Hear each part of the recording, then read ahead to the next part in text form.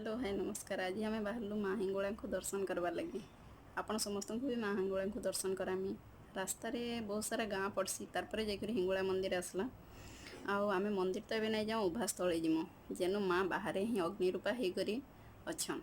देखुन बहुत बढ़िया जगह और बहुत भिड़ होन। आज तो हूँ शीतला यात्रा तांकर हेन्तिर भी बहुत भीड़।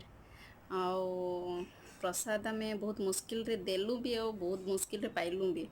दर्शन कर सारू। दर्शन कर सारा पर सबू टे सेल्फी नबार लगे आसलु। सेल्फी नानी घरे नाई नेले से माने इे हियाड़े देखुले मुझे सर्ट भिडियोटे बनईदेली ताकर नाई हुए से द्वारा बोलिकी तार खाई पले गलु सबुतिक अन्न प्रसाद खाइबार लगी सब लाइन लगे आराम से अन्न प्रसाद खाई मंदिर बाहरी गलु चली चली।